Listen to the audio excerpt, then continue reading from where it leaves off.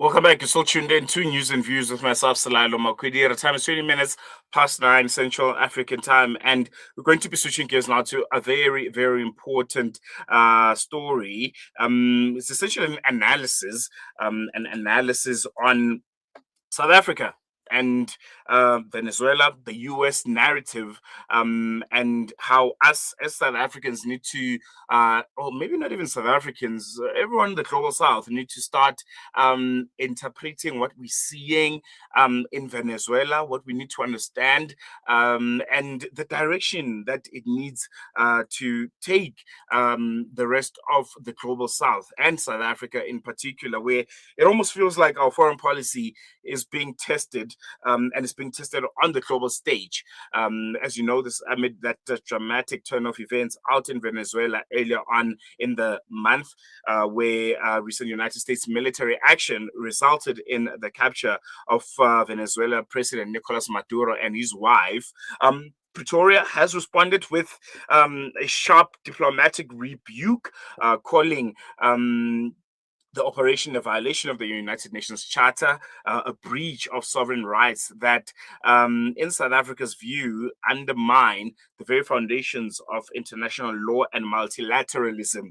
It's going to be a really, really wonderful conversation. We'll be speaking to Mohammed Desai from the Anti-Fascist movement. I think it was last week they had a really wonderful protest outside the United States of America's consulate, and it was essentially organizations, civil society, unions, political parties coming together and saying, South Africa needs to do a bit more. South Africa needs to engage with the government of Venezuela. We need to have a hard stance, a clear stance in condemning the United States of America. And Mohammed is joining us via our virtual platform.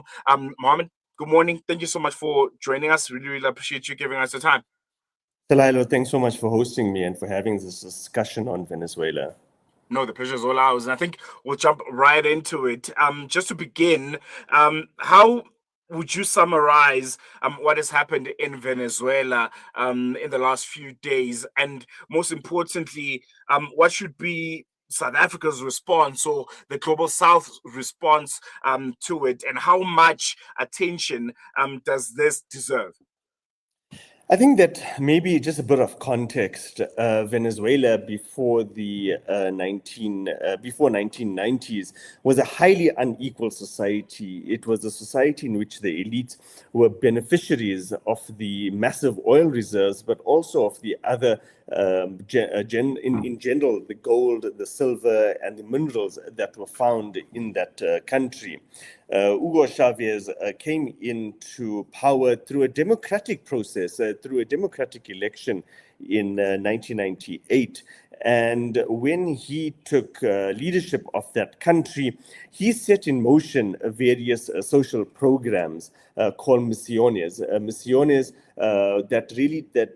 The purpose of each mission was to target certain areas within the socio-economic sphere. So, for example, education, schooling, healthcare, really your primary services. And massive gains were made in this period of both Chavez as well as Maduro, who came later. We saw, for example, whereas before 1998, there was only 1,300 clinics serving the entirety of the population.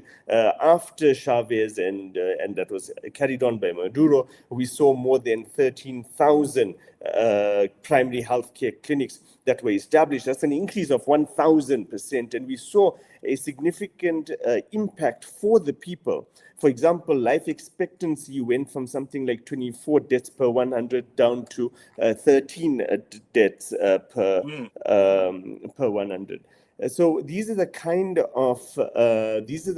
of measures that Chavez put in place, using the resources from the oil that was in the past only benefiting the elite as well as the corporations. The corporations, of course, were the American corporations based in that country.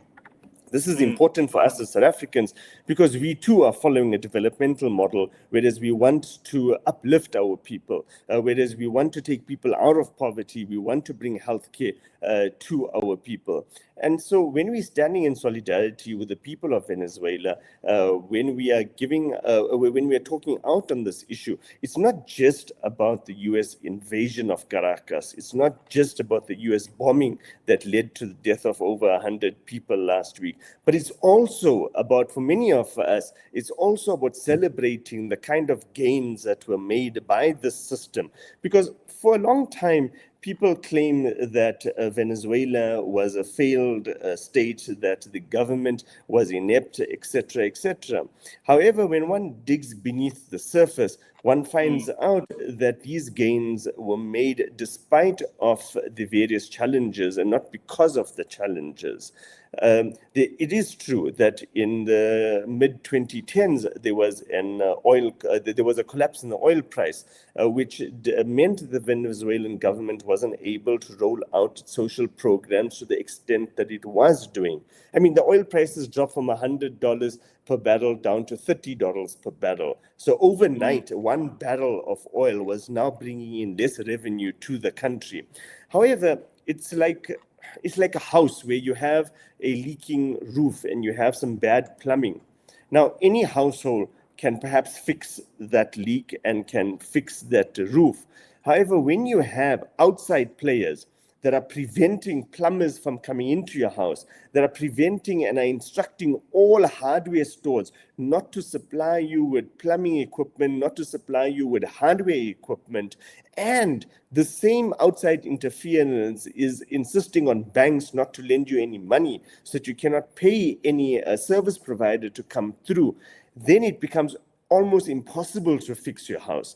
And so in the case of Venezuela, yes, hardship and economic difficulties were present in the mid-2010s, partially because of the collapse in the oil price, but more importantly, because of the unilateral coercive measures, which we commonly call sanctions, that were imposed by the United States on Venezuela, which really hurt, and this is according to the United Nations, not according to me, which really hurt the people of Venezuela, not the government of Venezuela.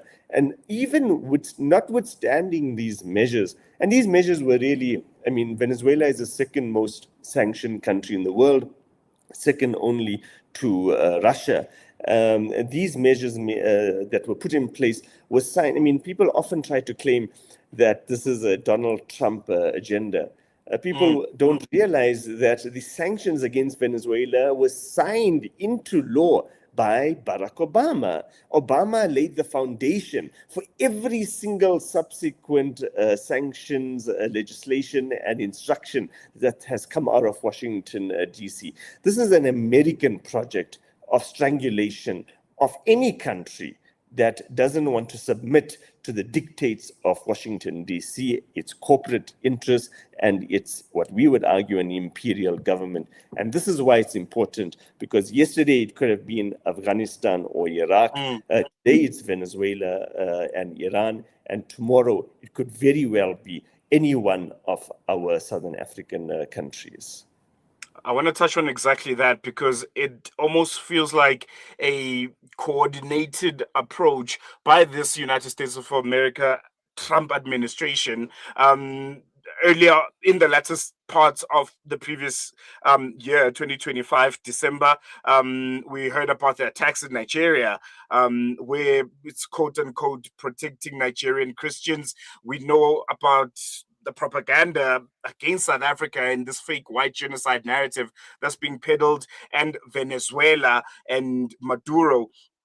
Could these be connected in any way? Could we be seeing a imperial agenda that it has been building up from the United States for so many years, and finally at the helm is a man that's not embarrassed and has no shame in executing what has always been on the agenda? You mentioned that Barack Obama is the one that put into place the building blocks of what we are currently seeing in Venezuela, but never was a leader to be arrogant enough to execute at the scale what we see in the United States of America execute.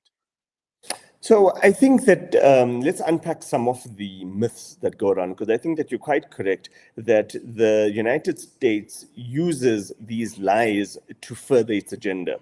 And so it was weapons of mass destruction in Iraq, it was terrorism in Afghanistan, it's so-called white genocide in South Africa.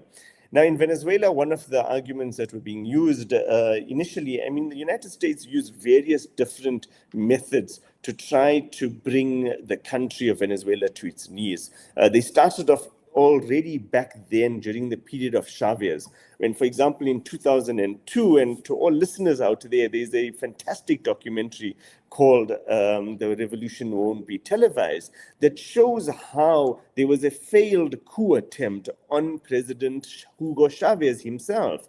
This was even before Nicolas Maduro came into power. Now, Nicolas Maduro, one of the accusations that are being made, that were made against Chavez, but is also being made against Maduro, is that he has not been democratically elected, that he's a dictator, that he's overseeing an authoritarian regime. These are absolutely baseless accusations. I myself was present in Caracas during the elections of both the presidential elections as well as the legislative elections. But just a few ways in which we can easily see the lies about how the elections are so-called fraud.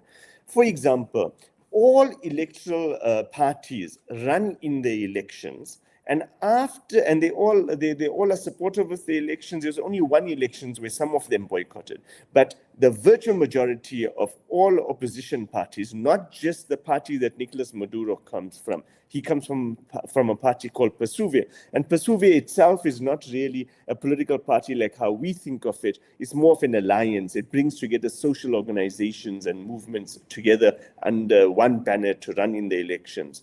Now, during the elections, we saw all the opposition parties participating, for example, in the most recent ones. And only at the time of the election results, then all of a sudden, they claim voter fraud. Now, this is a bit like how in our own country, just a year or two ago, we also had one party, the MKP, that ran in the elections.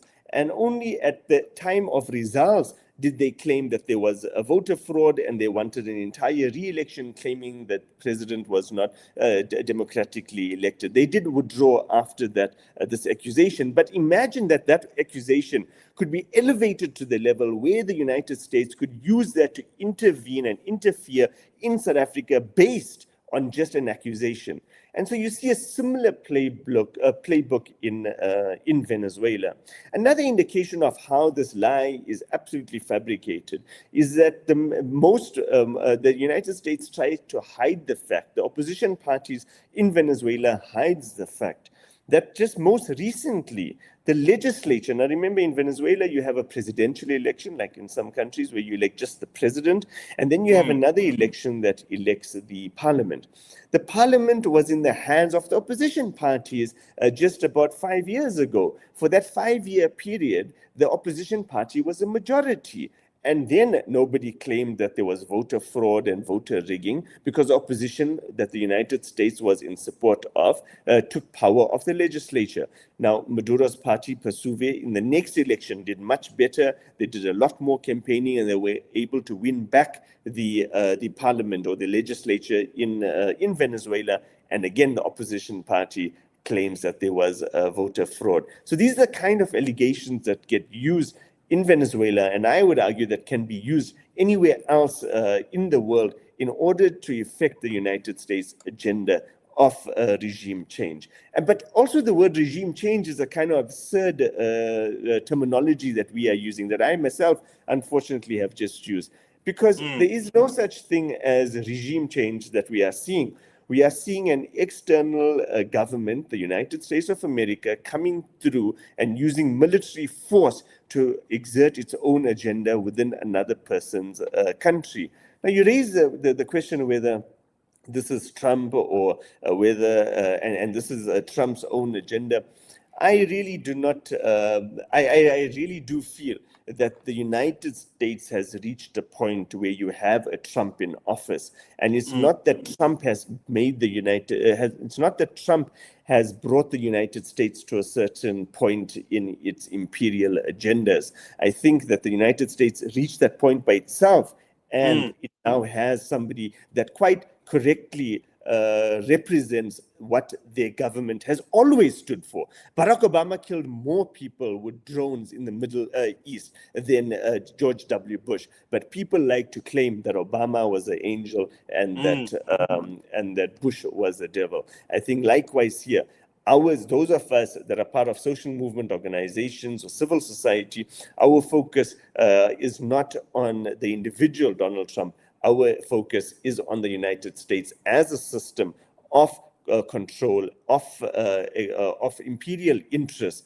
And what we mean by imperial interests, for listeners, is we mean that the United States firstly will try to prevent any country that refuses to submit to the dictates, that refuses to bend the knee to the United States, that refuses to take its instructions from Washington, D.C. And so any country that wants to have its own sovereign agenda, that wants to have its own relations in the world, will come under the target and the focus of the United States. Any country that respects its own sovereignty, and more so any country that may have resources that the United States may be wanting for its own corporate engine rooms. I want to bring it a bit closer to home and South Africa's response to this, because there's been voices internally here in South Africa, both that are supporting and opposing how we have responded to this. From your perspective, how should South Africa balance between defending sovereign principles and maintaining pragmatic relations with a powerful country like the US? What balancing act should we play here, considering that we're already at loggerheads with the United States of America? So maybe maybe more of a general response, and then very specifically coming to your question. I mean, generally, I think that we can learn even from Venezuela itself. Now, Venezuela was highly dependent on oil for many years, and it used this oil resources, as I've outlined, to bring about social change. Chavez was elected in 1998. He set in motion these various programs. You saw socioeconomic indicators uplifting. You had in the 2010s the oil crash.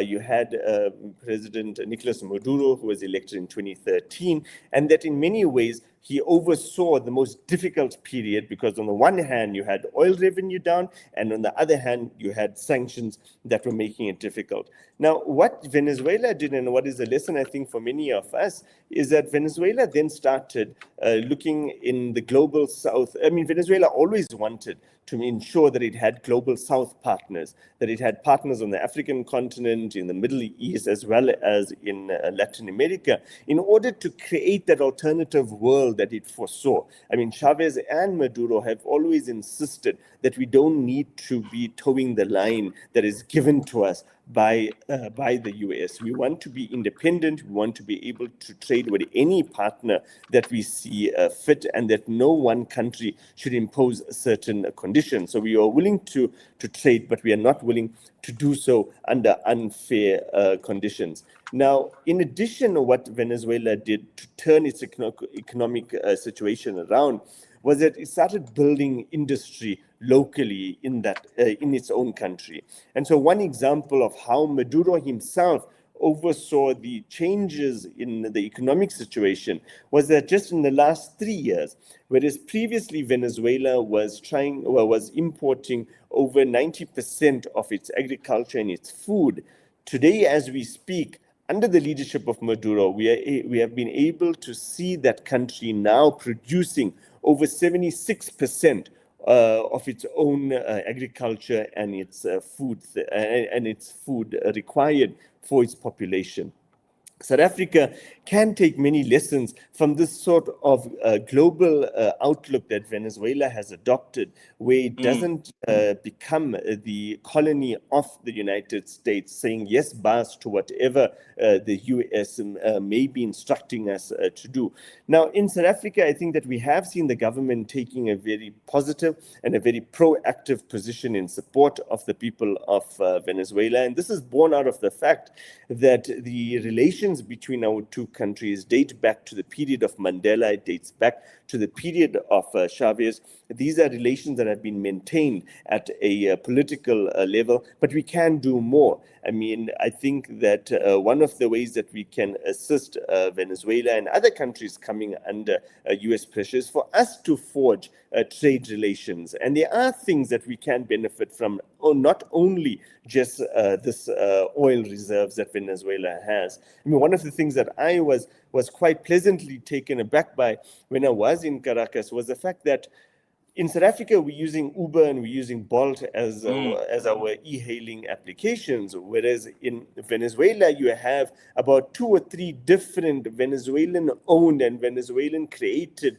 applications. One is called Ridery, for example, that you use to use taxis and as an e-hailing app. So there are various ways that we can form connections and we can form contact. I think that listeners out there, members of the public, one of the major issues that Venezuela is facing and that any other country can face tomorrow, in fact, South Africa is already facing it, is the issue of misinformation, where a certain lie can travel much faster than the truth can travel. And so we need people out there to take to social media, to take to community groups, to take to even family gatherings, and to talk about these issues, about what is happening in Venezuela, but not the kind of narrative that the US is trying to promote through its own media instruments.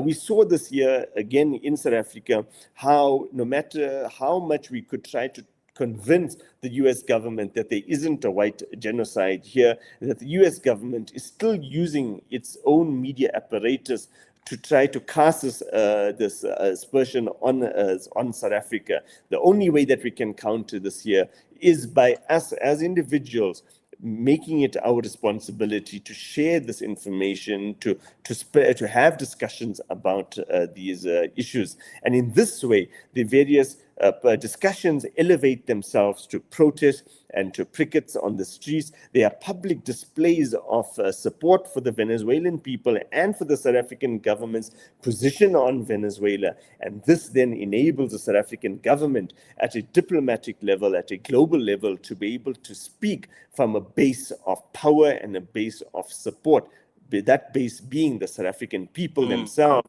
who have come out in solidarity with the Venezuelan people or with any other people that is coming under the oppressive gaze of the United States of America. No, most importantly, to mention that. Finally, Mohammed, before I let you go, for ordinary South Africans that are listening at this current moment, what should be the key takeaway from this story and this new emerging global order that we're seeing, especially on justice and international law and what it means at this current moment? So 3 things very quickly. In many ways, international law was killed and was assassinated in Gaza. I think that the Palestinians paid the price for the world to see that the international law has become, in many ways, unfortunately, just a word and a term that is used and that is used deliberately by the powerful to impose their own agenda for their own extractive needs. However, we still do believe in the multipolar world. We still do believe in the multilateral world. And so we will still pursue an agenda of holding those that are powerful accountable. Secondly, is that the people of Venezuela have been through many economic issues, not because of their own making, but because of external pressure. And even with these pressures, they have been able to come out. They have been able to come out, and they've been able to come through these difficulties. I mean, just one example of the kind of pressures that we are talking about. I mean, when we're talking about sanctions, when we're talking about pressures, we think of them theoretically. One very practical example is the fact that over $2 billion worth of gold is sitting in the Bank of England today.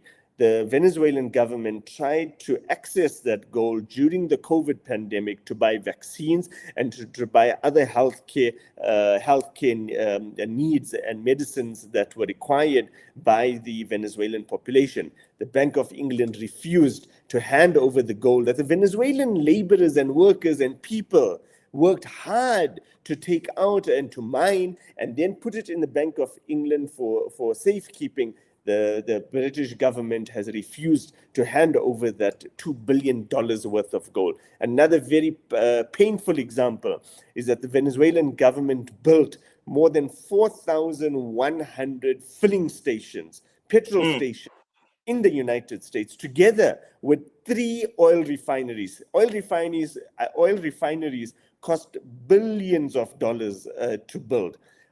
3 oil refineries, together with 4,100 filling stations built by Venezuela in the United States, was completely confiscated and expropriated by the United States in the last 3 years.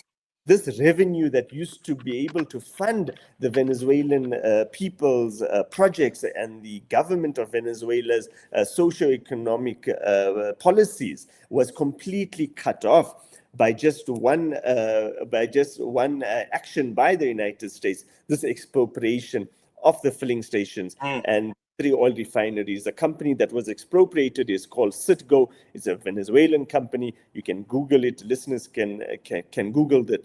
So these are the kind of pressures that were put on Venezuela, and yet we have seen Venezuela being able to come through. And so this is my second point, is that there is a good story still to be told, that there are people, there are countries that are refusing to take the instruction to Washington, D.C. We saw the patheticness of European leaders most recently, where they all just line up in front at the White House, wanting the instruction and wanting to know what the U.S. wants them to act out. There are countries in other parts of the world, like Venezuela, like Mexico, like Colombia, that are taking an independent path. And these are countries that deserve our support, not only because they are fighting the U.S., not only because they are speaking out against U.S. imperialism and U.S. empire and the way in which those American companies have come to Colombia or have come to Venezuela and have really just been a form of extraction where they take the resources and they don't benefit the people. Not only because of that, but also because these are countries that have been benefiting their people, where we have seen massive gains for their people. And then the last point is, as South Africans, the issue of needing and wanting to spread information, the United States uses this spreading of misinformation to try to exert and to try to use as a smokescreen for its own agenda in Iran, or in Venezuela, or in Nigeria, or wherever else it may be. We need to be more proactive in taking up these issues, in having an interest in these issues, because really, if we don't pay an interest, we then just become, instead of becoming part of the solution, we just become part of the problem. We become one of those that are tacitly giving our support to what is happening by U.S. empire across the globe. And so these are 3 ways in which we can be, the 3 ways in which the future actions can be based on. I think we're going to there for now. Mohammed Desai, Anti-Fascist Movement. Thank you so much for that very, very insightful conversations, and I hope we chat again soon. Thank you so much. There we go. And with that, we're going to take a quick break. News and views will be continuing right after this.